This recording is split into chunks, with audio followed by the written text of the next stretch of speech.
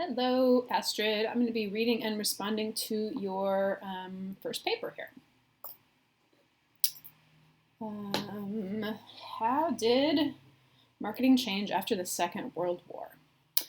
Have you ever seen a commercial while playing a YouTube video? What about an advertisement of a particular product while scrolling through Instagram? Or wrote your resume to get into your dream job? If you have ever experienced any of these events, then you have been exposed to marketing. According to Marketing 3rd Edition by Shane Hunt, blah, blah, blah, marketing entails, quote, the processes of creating, communicating, delivering, and exchanging offerings that have that have value for customers, clients, and society at large. In other words, marketers aim to meet their clients' needs and wants through their goods or services. Post-World War II played an important role in the marketing sector due to its access to mass production, the rise of the empty self, and the rise of baby boomers. Sorry, there's a little something on my screen I'm going to clean off. Okay. So I love the way after your quote, you restate what the quote said. That's exactly what you should do to tie what you quote in with what you are talking about. I was a little confused. Let's see, was it post-World War II played an important role in the marketing sector?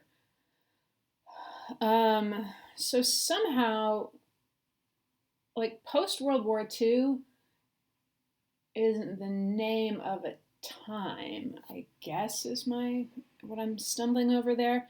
Like, you could say something like the years after World War II played an important role in the marketing sector. Or you could pick some years and say, because it's basically the 1950s is a kind of broad way. I don't know how much further down the road you want to look, but yeah. Okay, let's see what else we got. In the first place, post-World War II was a time. Oh, okay, another phrase you could use to describe this, which you would have no way to know, just you have to read and come across it, is the post-World War II era. So let's see what that work here. In the first place, here I feel like it might work to say something like, in the first place, the years following, or like the time, I'm all tangled up now. The time after the Second World War was when mass production occurred, which allowed for the expansion of the marketing sector through advertising. Okay. According to the scholarly article, the antecedents and consequences of consumer-centric marketing, the author stated, after the shortages of World War II, mass production coupled with mass distribution and communication created a mass consumption society. They continued by saying that, quote, firms had access to mass production technology, better transportation and communication facilities, greater financial resources, and more sophisticated human resource management.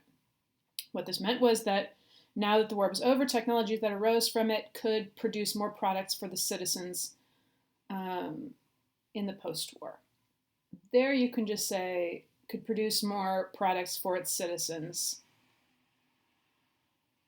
after the war. Again, like we're just going to find other ways of saying that, because the post-war isn't a thing. Since there was now more capacity for products, marketing agents needed to find a way to gain more consumers for their products.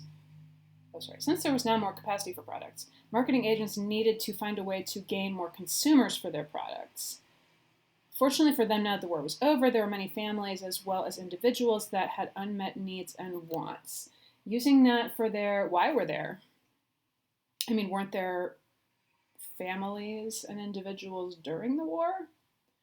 I think you might need a little bit more in there just explaining, like, why there were more people at the end of the war.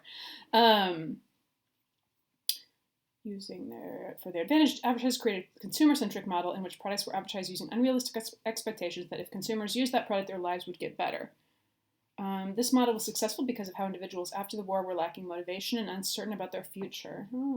This gave rise to a society that had an empty self, which would be discussed in more detail in the next paragraph. I think you mean which will, okay. This gave rise to a society that had an, quote, empty self. Stop your sentence there. That last part, which will be discussed more in the next paragraph, if you were giving a speech, it would be really helpful and really good to say something like, which I'm about to talk about next, to kind of let the listeners kind of hear that and be like, okay, that's where we're going. But in a written paper, a reader can just end with empty self, and then they see, oh, the next paragraph starts with empty self. So we don't need you to like kind of lead us through that in quite the same way. Like we can see it's in the next paragraph, if that makes sense. Okay, in the second place, the rise of the empty self in U.S. society after the Second World War was an advantage that advertisers used to grow their marketing strategies. In his book, Constructing the Self, Constructing America, A Cultural History of Psychotherapy. Oh, that sounds interesting. Philip Cushman explained in detail what this empty self consisted of and how advertisers used consumers' weakness to buy more products from them. Cushman stated, consumers appear to be fully aware that they are inadequate, unattractive, incomplete, and must be transformed into different people in order to be happy, loved, and fulfilled. Aww. And then you got the page number. So because you said it was Cushman, after you give the title, you told us it was Philip Cushman who wrote this. You can go ahead and use Cushman stated, but then you do not need that last Cushman because you started your sentence with Cushman stated, right? So you don't need that last one. Furthermore, without, what is that 2 for? You're doing something that's not MLA, maybe? Furthermore, without the empty self, America's consumer-based economy would be inconceivable. What this meant was that citizens were left feeling so confused and isolated due to the end of the war that advertisers promoted pseudo-culture, I think you want to say a pseudo-culture, promising magical products to better one's lifestyle. So what did this empty self consist of? I thought you just told us. For a brief and accurate summary, the empty self consisted of individuals feeling inadequate. Yeah, you did just tell us. You don't need to tell us again. Feeling inadequate, as well as having undifferentiated chronic emotional dissatisfaction, which can only be satisfied by superficial and unrealistic products. In the post-war era, that's where you need era, E-R-A. In the post-war era, babies who were born at that time are what we now label as baby boomers. In the next section, we'll be discussing in more detail how this group of people contribute to the expansion of the marketing sector. Oh, so let me say this too. Before I said like that little preview, we're going to talk about it in the next paragraph, was good for speeches. It's also much more characteristic of scientific writing. So especially the way you did this. Often in more sciencey writing, if you're writing in a biology class or you're writing for that kind of stuff, they will use something like, in the next section, there's more detail about blah, blah, blah. So, yeah, I don't know, just to kind of explain to you how that works. I feel like the first one you used didn't work for me. This one, I think, seems a little less speechy and a little more formal, maybe. I don't know. Okay, let's come back.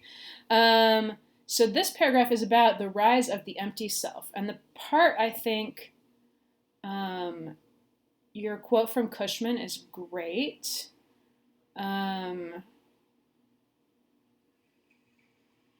But I feel like what kind of happened is, okay, your first sentence is, the rise of the empty self was an advantage that advertisers used. But that's not where we need what we're talking about in this paragraph. This paragraph is about what is the empty self. So that sentence throws me off as far as what I'm going to see in this paragraph. But then we go, in his book, blah, blah, blah, that's great, I love that quote, yes, yes, yes. What this meant was that citizens were left feeling so confused. Okay, so then maybe just the end of this. So what does the empty self consist of? That and the rest of that paragraph, I don't think you need.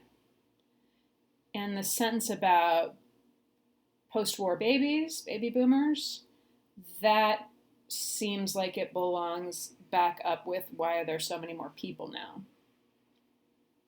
which would be my parents and all my aunts and uncles, baby boomers. Okay, in the next section, okay.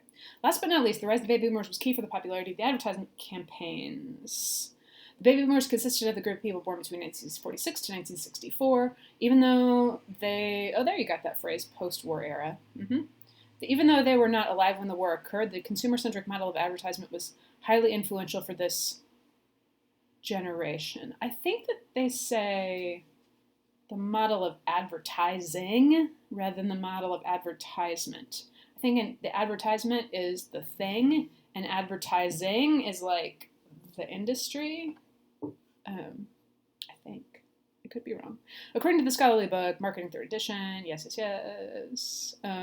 One key component to the marketing environment is the age of the consumer, since the silent generation, the ones who lived in the Second World War, were not as keen to spend money due to the impacts of the war. We're not as keen to spend money? I think they didn't have money, and also I think they couldn't get stuff because they couldn't make things, but okay, anyway. Advertisers were already thinking about the future and targeting the baby boomers generation. This generation was the ones... This generation... I think we have to say were the ones. Because your ones is plural there.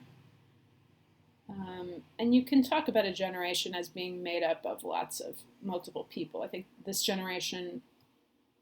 Oh, I know what we need. People in this generation were the ones who got to enjoy the mass production and had more leisure time to enjoy the products that were being advertised. With that in mind, businesses grew at a rapid pace due to the amount of exposure the citizens had with their advertisement campaigns. Okay, they got to enjoy they had more leisure time. Businesses grew at a rapid pace because of the exposure citizens had. Okay, so this paragraph has been about baby boomers and like who they are. I feel like this is the one that you have like the least kind of the least support for.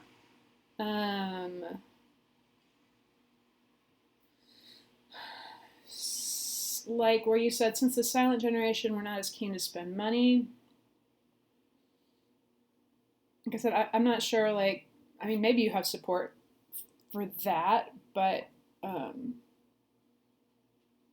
think you need a source to back you up on that. And if you don't want to deal with that issue, you can just focus on the fact that advertisers were focusing on the future and targeting the baby boomers. In conclusion, post-World War II played, again, I think here, like in conclusion, the years immediately after World War II, played a crucial role in the marketing sector since it allowed for mass production to happen in the U.S., gave rise to the individual empty self, which advertisers used to their advantage, and allowed the baby boomer generation to enjoy the privileges of leisure activities, which contributed to an increase in marketing sales. Throughout history, marketing has evolved from product orientation to sales orientation and eventually to the elaboration of the marketing concept. Product and sale orientation occurred before the Second World War and consisted basically of, Product and sale orientation occurred before the Second World War and consisted basically of producing and selling a product to interested customers.